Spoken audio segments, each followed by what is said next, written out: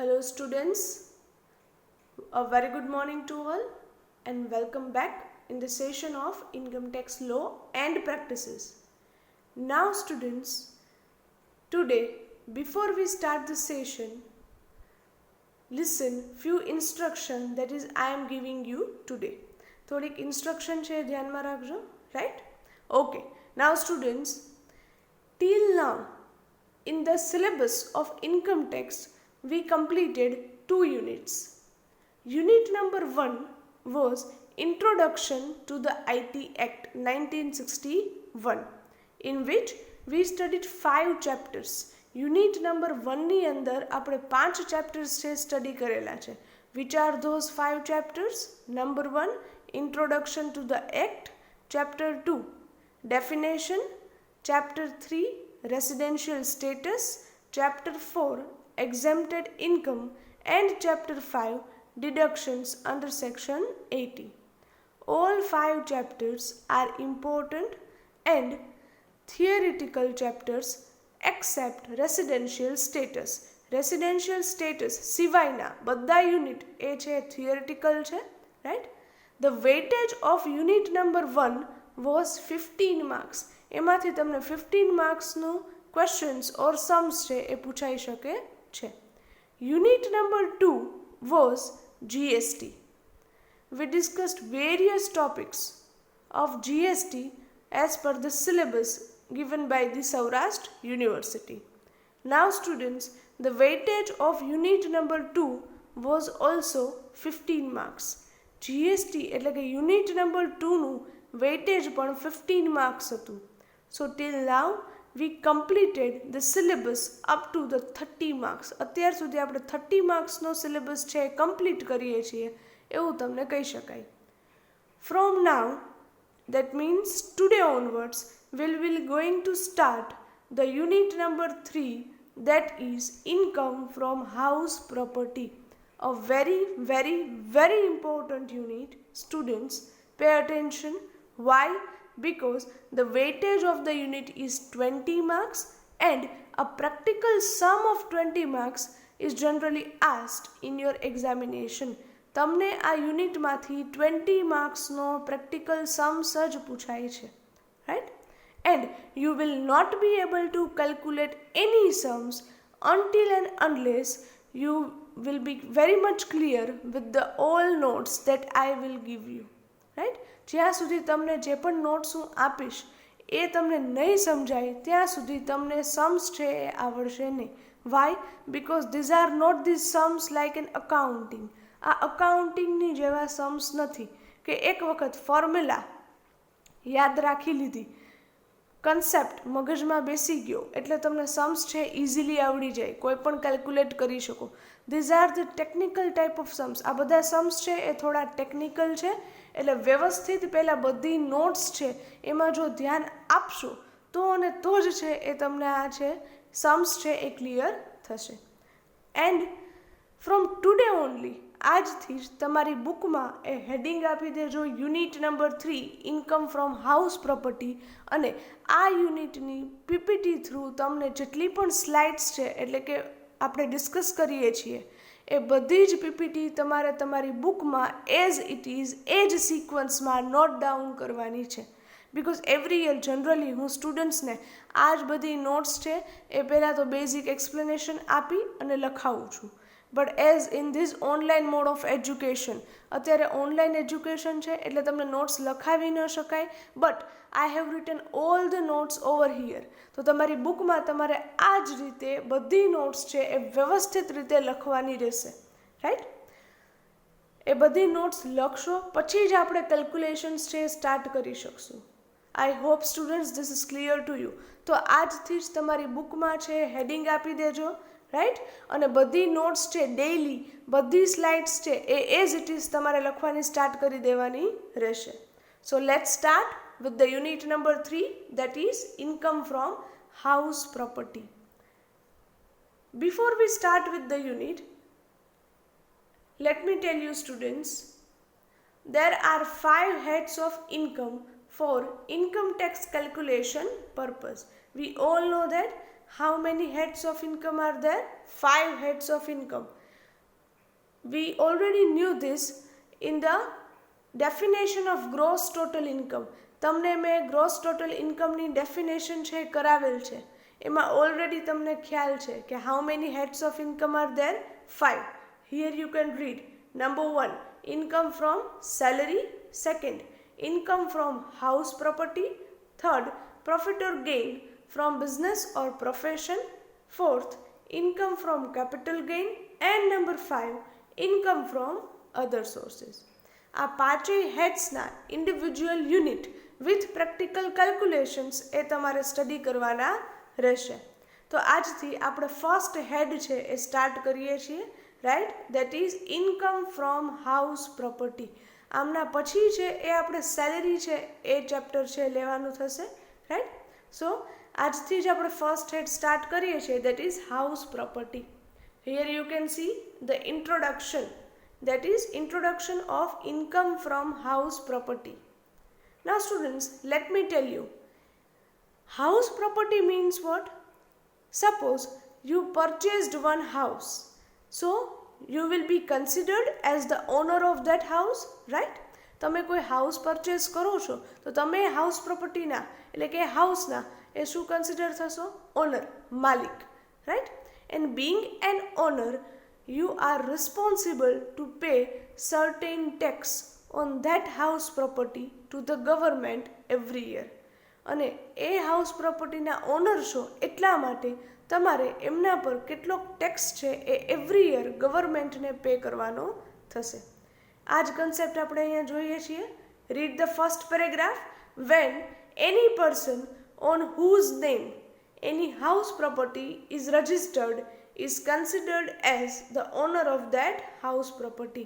That means કે જે વ્યક્તિના નામ ઉપર એ હાઉસ છે રજિસ્ટર્ડ છે એ વ્યક્તિને તમે હાઉસના ઓનર તરીકે કન્સિડર કરો છો. So being an owner, he will be liable to pay income tax on such house property to the government. But obvious છે કે જે વ્યક્તિ ઓનર છે એ હાઉસ પ્રોપર્ટીના એ વ્યક્તિ એવરી યર ગવર્મેન્ટને કેટલોક ટેક્સ છે એ હાઉસ પ્રોપર્ટી પર ભરવા માટે જવાબદાર છે. દેટ મીન્સ આના પરથી એક પોઈન્ટ તમને ક્લિયર થાય છે કે હાઉસ પ્રોપર્ટીના ઓનર છે એમણે જ પોતે ટેક્સ પે કરવાનો થશે, રાઈટ. ક્યારે? ગવર્મેન્ટને every year. Next paragraph. Provisions regarding calculation of income under the head house property is given under section 22 to 27 of the IT Act 1961. That means કે જ્યારે તમારે કોઈ હાઉસ પ્રોપર્ટી પર ટેક્સ પે કરવાનો છે, at that time first of all you need to calculate the income from house property. Why? Because કોઈ પણ house property પર ટેક્સ પે કરવો હોય તો એ ટેક્સને કેટલી અમાઉન્ટથી તમારે પે કરવાનો છે એ જાણવા માટે પહેલાં તો એ હાઉસ પ્રોપર્ટીની ઇન્કમ છે એ કેટલી છે એ તમને ખ્યાલ હોવો જોઈએ. Because on the basis of that income from house property only you can calculate the taxes paid on that. એમની ઇન્કમનો ખ્યાલ આવ્યા પછી જ તમે એમના પરનો ટેક્સ છે એ ડિસાઇડ કરી શકો છો. અને ઇન્કમ ફ્રોમ હાઉસ પ્રોપર્ટી એ કઈ રીતે ફાઇન્ડ આઉટ કરવી, how to calculate the income from house property, and for that there are certain provisions which are given under section 22 to 27 of the IT Act 1961. અને એ ઇન્કમની calculation કેવી રીતે કરવી એ તમને section number 22 to 27માં આપેલ છે. એને related બધી જ provisions. I hope students this is clear to you, right? So this is the basic introduction. Next one, use of house property. Students, again I am reminding you, આ બધી જ વસ્તુ તમારે ટર્ન બાય ટર્ન તમારી બુકમાં વ્યવસ્થિત રીતે લખવાની છે, right. Second point is use of house property. Now students, let me tell you, તમને કોઈ હાઉસ પ્રોપર્ટીમાંથી ઇન્કમ છે એ ક્યારે થાય? હું અહીંયા તમારા હાઉસને સેલ કરવાની વાત નથી કરતી. I am not talking about selling of your house property. Why? Because if you will sell the house property the ownership will be changed.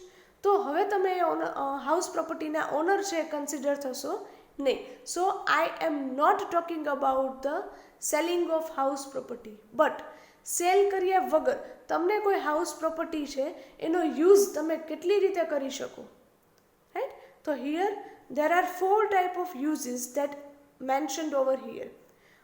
કોઈ પણ હાઉસ છે એમને તમે અલગ અલગ કઈ રીતે યુઝ કરી શકો છો એ અહીંયા મેન્શન કરેલ છે.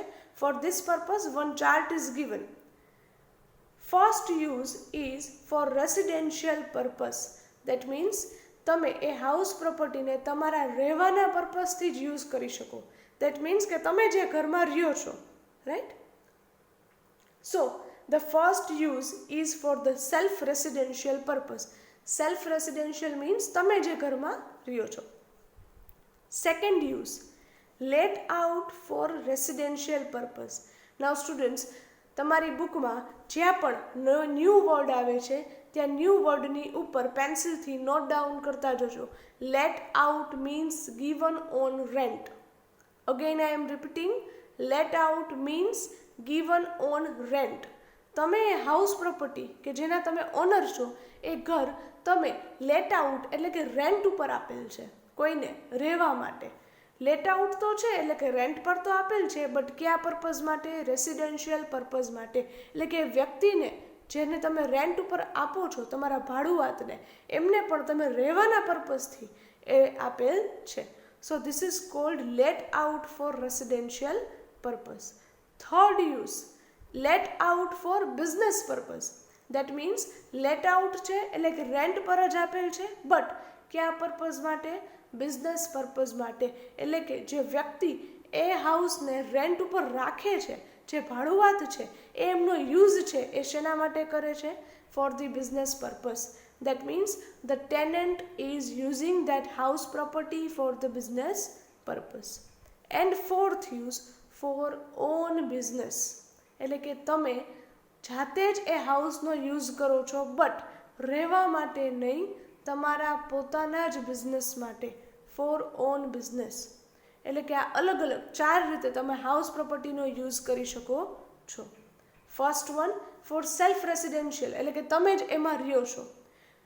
If the house is used for the self residential purpose, then statement number 2 is prepared.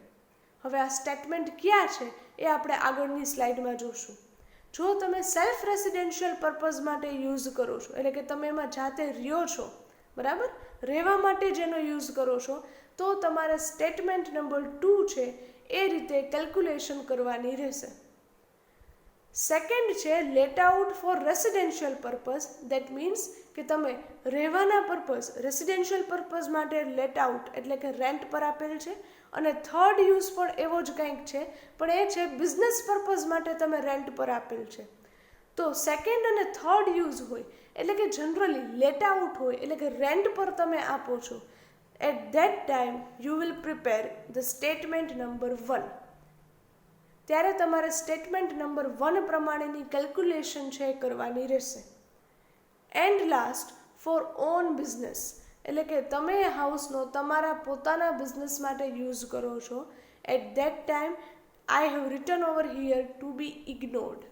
ત્યારે તમારે એ હાઉસ પ્રોપર્ટીને ક્યાંય જ કેલ્ક્યુલેશનમાં લેવાની નથી અને ટોટલી ઇગ્નોર કરવાની છે. વાય? બિકોઝ જ્યારે તમે તમારા પોતાના બિઝનેસ માટે એમને યુઝમાં લ્યો છો ત્યારે એમાંથી જે પણ ઇન્કમ થશે એ તમારા હાઉસ પ્રોપર્ટીના હેડમાં નહીં, બટ હેડ નંબર 3 એટલે કે બિઝનેસ ઓર પ્રોફેશનના હેડમાં તમારે આ ઇન્કમ છે એ ટ્રાન્સફર થશે. એટલે એમને હાઉસ પ્રોપર્ટીના હેડમાં ક્યાંય ઇન્ક્લુડ કરવાની થશે નહીં. I hope student this is clear to you. Self residential purpose હોય ત્યારે સ્ટેટમેન્ટ નંબર 2 અને લેટ આઉટ પર્પઝ હોય, પછી એ લેટ આઉટ રેસિડેન્શિયલ હોય કે લેટ આઉટ બિઝનેસ પર્પઝ હોય ત્યારે સ્ટેટમેન્ટ નંબર 1. સ્ટુડન્ટ્સ આ ચાર્ટ છે વ્યવસ્થિત રીતે ક્લિયર કરજો, right? Now students, as we are talking about statement number 1 and statement number 2, આપણે સ્ટેટમેન્ટની વાત કરીએ છીએ. So first of all let's study the statement number 1 and 2. પહેલાં તો આ સ્ટેટમેન્ટ છે કઈ રીતે બનાવવાના એટલે કે કેલ્ક્યુલેશન કઈ રીતે કરવાની એ સ્ટડી કરીએ. Statement number 1 into bracket for let out house. Now students, here you can see, અહીંયા તમે જોઈ શકો છો, right?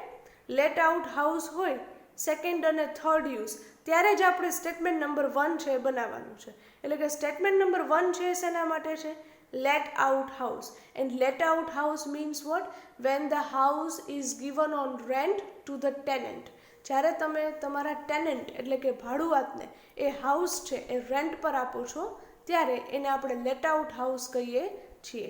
ત્યારે કેલ્ક્યુલેશન્સ છે કઈ રીતે કરવાની રહેશે? Here you can C one statement is prepared, 2 columns are there, number 1 particulars and second one rupees. First always we will write down the gross annual value. હવે આ gross annual value એ કઈ રીતે મળે છે એ તમારે પછીથી સમજવાનું રહેશે. એટલે કે જ્યારે બધી પ્રોવિઝન્સ છે હું એક્સપ્લેન કરીશ ત્યારે તમારે સમજવાનું રહેશે. અત્યારે ખાલી એટલું સમજો કે ગ્રોસ એન્યુઅલ વેલ્યુ એ તમારે અહીંયા મૂકવાની રહેશે minus municipal taxes paid. Now students, every year generally વેનએવર you will ask your parents, તમે તમારા પેરેન્ટ્સને પૂછશો તો ખ્યાલ આવશે કે એવરી યર કોઈ પણ હાઉસ પ્રોપર્ટી હોય એના પર કેટલોક ટેક્સ છે, વેરો છે, એટલે તમારે મ્યુનિસિપાલિટીને પે કરવાનો થાય છે, જેને આપણે કહીએ છીએ મ્યુનિસિપલ ટેક્સીસ, હાઉસ વેરો અથવા તો હાઉસ ટેક્સ જેને તમે કહો છો, રાઈટ? તો એ જે મ્યુનિસિપલ ટેક્સીસ તમે પે કરો છો એ ગવર્મેન્ટ તમને અહીંયા તમારી ઇન્કમમાંથી બાદ આપે છે. And that is why we will deduct from over here. અહીંયા તમે જોઈ શકો છો રૂપીઝના કોલમમાં બ્રેકેટમાં ઇન્ટુ બ્રેકેટ છે મૂકેલ છે અમાઉન્ટ, એટલે કે તમારે અહીંયા માઇનસ કરવાની છે તમારી ગ્રોસ એન્યુઅલ વેલ્યુમાંથી municipal taxes. Then you will receive the net annual value. એટલે કે એક વખત તમે મ્યુનિસિપલ ટેક્સીસ માઇનસ કરો છો ગ્રોસ એન્યુઅલ વેલ્યુમાંથી, એટલે તમને જે અમાઉન્ટ રિસીવ થશે that is called net annual value minus. હવે તમારે અહીંયાથી માઇનસ કરવાનું થશે deductions under section 24. Must remember this. આ આખું ફોર્મેટ છે એ ખાસ યાદ રાખજો. ડિડક્શન્સ અંડર સેક્શન 24. જનરલી 4 ટાઈપના ડિડક્શન્સ તમારે અહીંયાથી માઇનસ કરવાના છે. એ સિવાય કોઈ ડિડક્શન્સ અહીંયા તમને ગવર્મેન્ટ છે અલાઉ કરતી નથી. Which are those 4 type of deductions? Number 1 standard deduction, જે ફિક્સ છે પર્સન્ટેજમાં 30%. ફર્સ્ટ તમને ગવર્મેન્ટ બાદ આપે છે સ્ટાન્ડર્ડ ડિડક્શન્સ કે જે 30% બાદ આપે છે. અને આ 30% તમે શેના કરો છો? તમારી નેટ એન્યુઅલ વેલ્યુના 30% તમે એઝ અ સ્ટાન્ડર્ડ ડિડક્શન તમે અહીંયા માઇનસ કરી શકો છો. એટલે કે આ 30% તમારે કરવાના છે નેટ એન્યુઅલ વેલ્યુના. Second deduction is interest on construction loan. That means કે જો કોઈ હાઉસ પ્રોપર્ટી તમે જેના તમે ઓનર છો અત્યારે, જેની ઇન્કમ તમે કેલ્ક્યુલેટ કરેલ છો, એના કન્સ્ટ્રક્શન માટે એટલે કે એને બાંધકામ માટે જો તમે કોઈ લોન લીધેલ છે તો એ લોન ઉપર તમે જે ઇન્ટરેસ્ટ પે કરવાના છો એ ઇન્ટરેસ્ટ તમને અહીંથી ગવર્મેન્ટ બાદ આપે છે એઝ એ ડિડક્શન. તો સેકન્ડ ડિડક્શન છે ઇન્ટરેસ્ટ ઓન કન્સ્ટ્રક્શન લોન. કઈ રીતે બાદ કરવું એના માટેની પ્રોવિઝન્સ છે એ આપણે આગળ સ્ટડી કરશું, right? Third deduction is interest on pre construction loan. હવે પ્રી કન્સ્ટ્રક્શન લોનનું જો કોઈ ઇન્ટરેસ્ટ હોય તો એ પણ તમને ગવર્મેન્ટ અહીંથી બાદ આપે છે. નાવ what is pre construction loan? Pre construction loan એટલે શું? Again we will study further in the provisions. આગળ આપણે જ્યારે પ્રોવિઝન્સ છે સ્ટડી કરશું ત્યારે આપણે સમજશું કે what is pre construction loan. But અહીંયા એટલું યાદ રાખજો કે પ્રી કન્સ્ટ્રક્શન લોનનું ઇન્ટરેસ્ટ છે તમને બાદ મળે છે. Number 4 interest on repairs or renovation loan. That means કે જે હાઉસ પ્રોપર્ટી છે એનું જો તમે આગલા વર્ષે કોઈ રિપેરિંગ કરાવેલું છે અથવા તો કોઈ રિનોવેશન એમાં કરાવેલું છે તો એનો જે પણ એક્સપેન્સ છે એ કદાચ પે કરવા માટે જો તમે કોઈ લોન લીધેલ છે એટલે કે આવી રિપેર્સ કે રિનોવેશન કરાવવા માટે કોઈ લોન લીધેલ છે તો એ લોન પર તમે જે ઇન્ટરેસ્ટ પે કરશો એ પણ તમને ગવર્મેન્ટ અહીંયા બાદ આપે છે as a deduction. So students, આ સ્ટેટમેન્ટનું જે ફોર્મેટ છે એ ખાસ યાદ રાખજો. આ જ તમારે લખવાનું છે બધે, right. First of all gross annual value mention કરો છો, જેમાંથી માઇનસ કરો છો municipal taxes. So you will receive the net annual value. From net annual value, certain deductions are available which is called deductions under section 24. Which are those deductions? क्या છે deduction? 4 deductions are there. આ ચાર જ છે આ જ સિક્વન્સમાં, ખાસ યાદ રાખજો. Number 1 standard deduction 30%. Second, interest on construction loan. Third, interest on pre-construction loan. And fourth, interest on repairs on renovation loan. At last you will get the final answer, that is income from house property, કે જેના ઉપર હવે તમારે ગવર્મેન્ટને tax છે એ pay કરવાનો થશે. So this is the statement number 1. Next is statement number 2. Students, again I am revising કે statement number 2 તમે ક્યારે બનાવતા?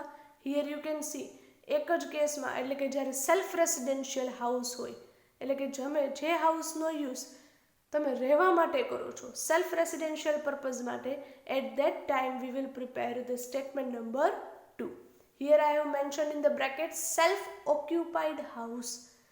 સ્ટુડન્ટ્સ, જ્યારે સેલ્ફ રેસિડેન્શિયલ પર્પઝ માટે યુઝ થાય કોઈ હાઉસ, ત્યારે એમને આપણે કહીએ છીએ self occupied house property. That means કે એમાં તમે પોતે રહ્યો છો, રાઈટ. યાદ રાખજો, સેલ્ફ ઓક્યુપાઈડ પ્રોપર્ટી મીન્સ જેનો તમે યુઝ સેલ્ફ રેસિડેન્સ માટે કરો છો એ. Now here you can see students, the format is same. Format છે સેમ છે, કોઈ જ ચેન્જ નથી, but minor difference is there. First you can see as usual 2 columns are there, particulars and rupees. First of all we will mention always gross annual value. Here I have written already 0. Amount માં શું મૂકેલ છે? 0. Why? Because the gross annual value of self-occupied house is always 0. Always શું હશે? 0. ખાસ યાદ રાખજો students. Self occupied property હોય ત્યારે એની ગ્રોસ એન્યુઅલ વેલ્યુ ઓલવેઝ 0 હોય.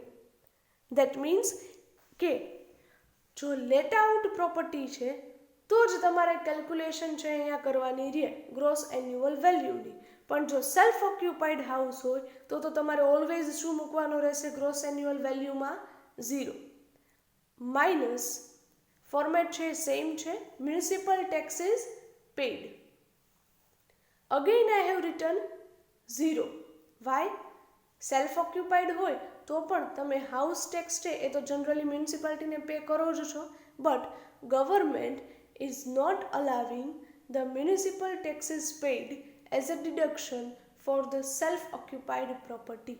એટલે કે જ્યારે તમે કોઈ સેલ્ફ ઓક્યુપાઈડ પ્રોપર્ટી છે ત્યારે ગવર્મેન્ટ તમને એમના મ્યુનિસિપલ ટેક્સીસ એ બાદ આપતી નથી. So again I am returning over here 0. So next we will receive the net annual value. હવે gross annual value પણ 0, taxes પણ 0, તો net annual value પણ શું થઈ જાય? 0. Minus deductions under section 24. ફરી પાછા એ જ 4 deductions છે. Number 1 standard deduction 30%. Now students, એક સિમ્પલ ક્વેશ્ચન પૂછું. આઈ ઓલરેડી ટોલ્ડ યુ, તમને મેં પહેલાં જ વાત કરી કે સ્ટાન્ડર્ડ ડિડક્શન છે એ આપણે નેટ એન્યુઅલ વેલ્યુ પર કેલ્ક્યુલેટ કરીએ છીએ. એટલે કે નેટ એન્યુઅલ વેલ્યુના જ 30% કરો છો.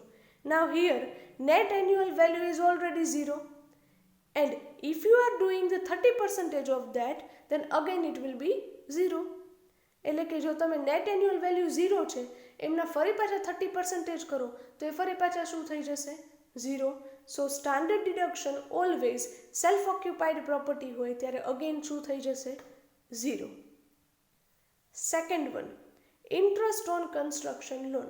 હા, હવે જો કોઈ તમે કેલ્ક્યુલેશન કરો છો અને જો કોઈ કન્સ્ટ્રક્શન લોનનું ઇન્ટરેસ્ટ છે તો એ અહીંયા તમે મૂકો છો. So I have written over here into bracket amount. Third one, interest on pre construction loan. And fourth one, interest on repairs or renovation loan.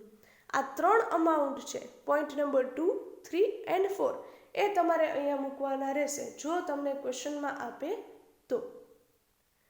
So at last you will receive the loss from house property. Why loss? Because here you can see net annual value તો શું છે? 0. હવે 0માંથી તમે 4માંથી કોઈ પણ deduction minus કરો. હું 0માંથી કોઈ પણ અમાઉન્ટ માઇનસ કરું તો જે પણ આન્સર આવે એ શેમાં આવે?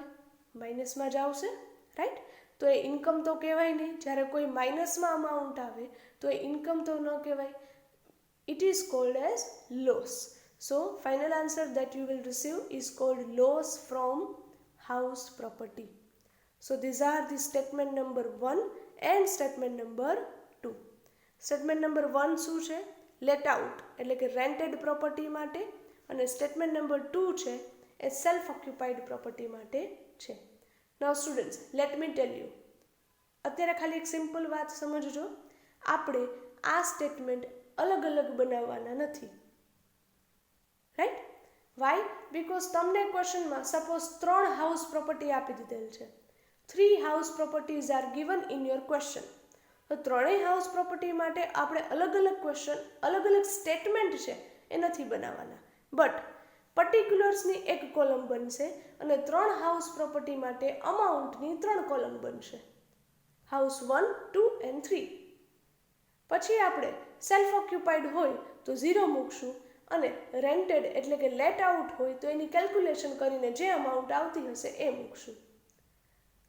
અગેન કાંઈ વાંધો નહીં, અત્યારે આ જો પોઈન્ટ ક્લિયર નથી થતો તો ફર્ધર જ્યારે આપણે પ્રેક્ટિકલ એક્ઝામ્પલ સ્ટાર્ટ કરશું ત્યારે તમને ક્લિયર થઈ જશે, right? So students, these are the statement number 2 and statement number 1 format for the self-occupied and let-out property respectively.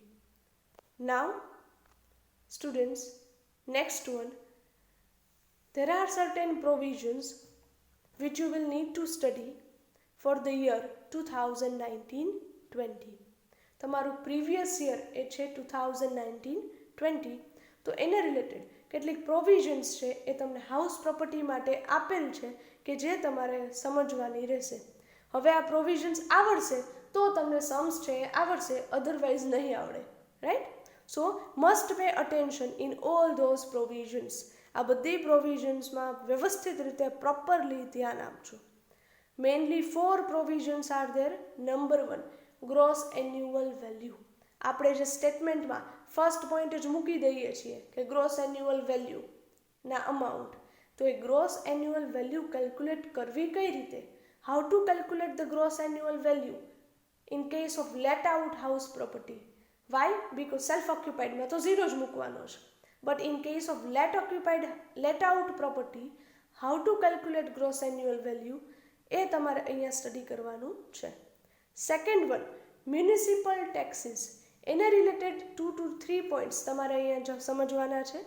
Third one, interest on loan. પછી એ કોઈ પણ લોન હોય, કન્સ્ટ્રક્શન લોન હોય, પ્રી કન્સ્ટ્રક્શન લોન હોય કે repairs કે renovation loan હોય, એમનું ઇન્ટરેસ્ટ હોય ત્યારે તમારે કેલ્ક્યુલેશન કઈ રીતે કરવી, that you will understand over here. And fourth, miscellaneous provisions. Miscellaneous means કોઈ એવી એડિશનલ, વધારાની, એક્સ્ટ્રા પ્રોવિઝન્સ છે કે જે તમારે ખાસ યાદ રાખવાની થશે, એ તમને અહીંયા મેન્શન કરેલ છે. સો these are the four main provisions which you will need to understand in detail before starting with the practical examples, because then and then you will be able to calculate the sums. So students, આજનો આપણો session આપણે અહીં સુધી જ રાખીએ છીએ. Y? Because જે પણ અહીંયા એક્સપ્લેનેશન આપું છું એ વ્યવસ્થિત રીતે સમજતા જજો તો જ પછી ખ્યાલ આવશે, રાઈટ? સો અગેન આઈ એમ રિવાઇઝિંગ. આજે આપણે શું સ્ટડી કરીએ છીએ? First introduction. આ જ રીતે તમારી બુકમાં છે એ લખવાનું છે, રાઈટ? પહેલાં તો નોટ ડાઉન કરો છો ઇન્ટ્રોડક્શન, દેન આ ચાર્ટ બનાવો છો use of house property, then after statement number 1 draw કરો છો, then statement number 2 and then give the heading provisions for the year 1920 and give these 4 headings. પહેલાં તો આ ચારેયના ટાઇટલ આપી દેજો, right? Because then in detail we will start discussing each and every provision, right?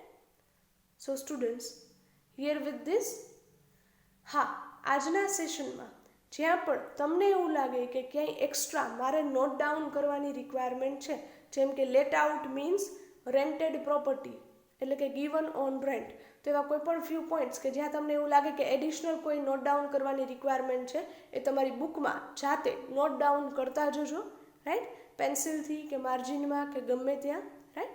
So here with this I am concluding the session of today. I hope today's session is useful and worthful to you, right? So here with this, we will discuss the another few points in our next session. Thank you very much and have a good day.